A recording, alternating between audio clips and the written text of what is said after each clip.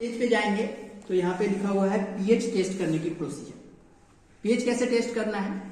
अगर आपके पास एलुअल और रेड सॉइल है तो आप 12 ग्राम मिट्टी ले सकते हैं और उसमें 24 ml डिस्टिल वाटर ऐड करना है। ऐसे बीकर में डालना है और उसको घोलना है। घोल के सैंपल, जो सैंपल तैयार होगा उससे हम पीएच और ईसी दोनों टेस्ट करेंगे।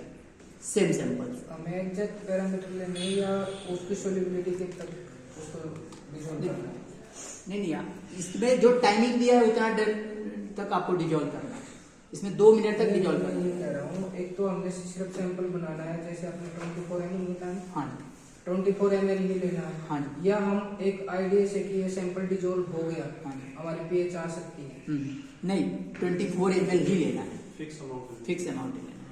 अब इसमें क्या है, अगर आपकी ब्लैक सॉइल है, काली मिट्टी है, तो आप 6 ग्राम मिट्टी लेंगे और 30 ml डिस्टिल वाटर लेंगे और इसको 2 मिनट तक इस ग्लास रॉड के हेल्प से घोलेंगे।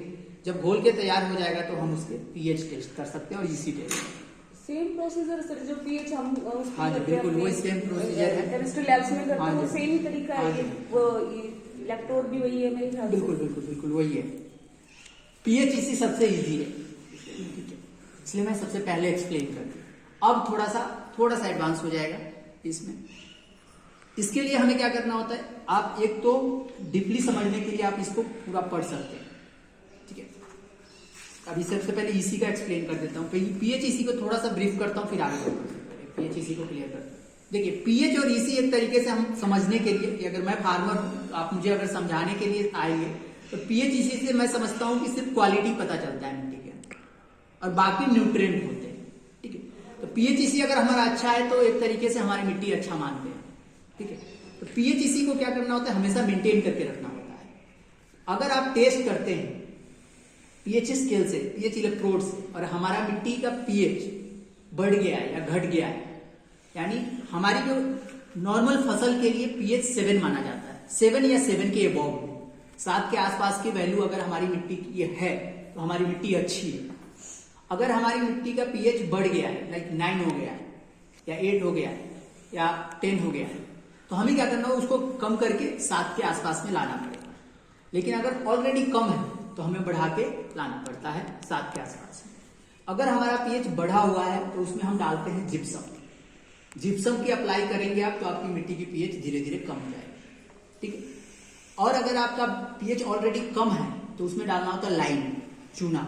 जब चूना डालेंगे तो आपकी धीरे धीरे पीएच बढ़ जाएगा, क्योंकि ज्यादातर फसल आपको नॉर्मल पीएच में ही उगाया जाता है, कुछ फसल को छोड़ के, ठीक है। जैसे ठंड प्रदेश में होता है कि कम पीएच होता है, तो वहां पे जो भी फसल उगाई जाती है वो कम पीएच वाली ही उगाई जाती है, ठीक।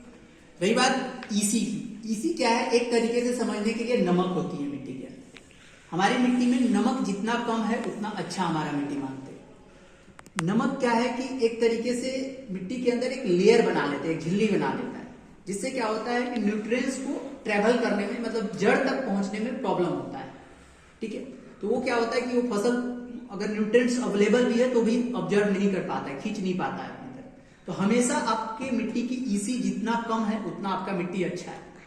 तो आपको ध्यान रखना है कि हमारी मिट्टी की जो ईसी है कम से कम होता है। लेकिन यह है कि अगर आपकी मिट्टी का ईसी बढ़ गया है, ईसी वहां पे ज्यादा बढ़ता है जहां पे बाढ़ होना ज्यादा आता है, ठीक है। अगर आपका ईसी बढ़ गया है तो उसको कम करने के लिए कोई फर्टिलाइजर नहीं है मार्केट में जिसे आप डालें और कम हो गया। जैसे पीएच को मेंटेन करने के लिए जिप्सम और लाइम है, उस तरीके से ईसी को कम करने के लिए कोई फर्टिलाइजर नहीं है।